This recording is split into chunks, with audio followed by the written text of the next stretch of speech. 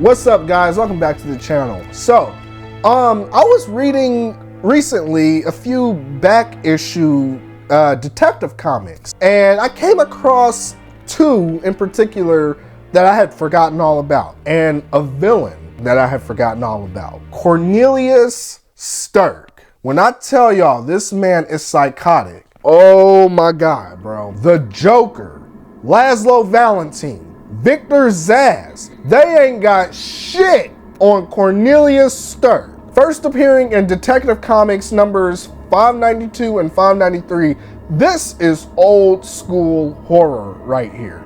1988. This dude is a cannibalistic serial killer. He eats the hearts of his victims. Yeah, you heard what I said. He eats the hearts of his victims, but that's just the tip of the iceberg. See, Cornelius is a metahuman. He has some sort of telepathic power that he uses on people. Sometimes he uses it as a ruse to get his victims, or sometimes just to hide his real face. For instance, in number 592, when he was dumping a body in the back seat of a taxi cab, a young boy saw him, and Cornelius changed his face to look like Jesus.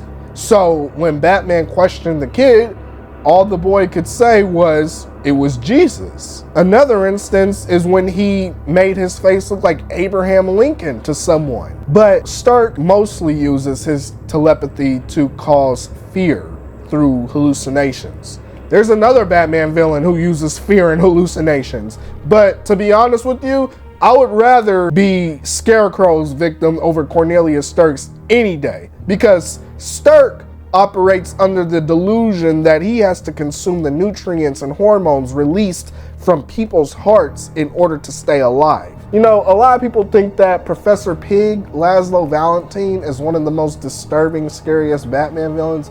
Yeah, only someone who didn't know about Cornelius Stirk would say such a thing, because I promise you, Valentine ain't got nothing on this dude.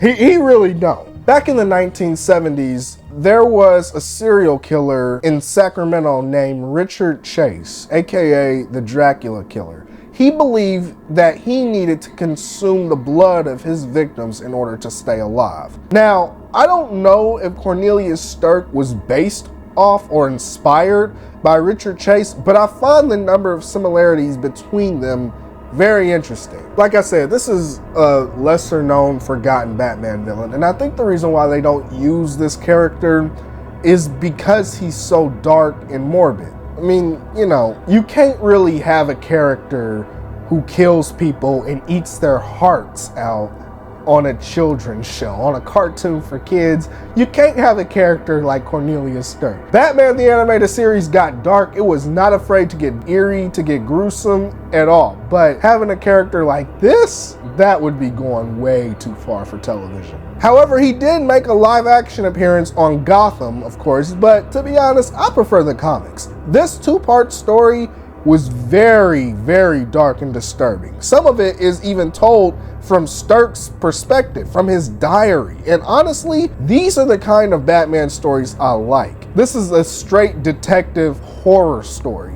And after this, Stirk made a few cameos in later books. He even worked with the Joker during the Nightfall story arc. And even the Joker said that this man is too unstable. This is coming from the Joker. So you know this dude has to be psychotic. Joker says that this man is unstable. The Joker, of all people, is judging this man. I honestly wish they would use more lesser known Batman villains like this and give us more darker, scarier stories, like in the comics. I know it won't happen anytime soon, but when the DC copyright expires on all these characters a few years from now, we might actually get those scary horror like Batman stories that I've always wanted to see.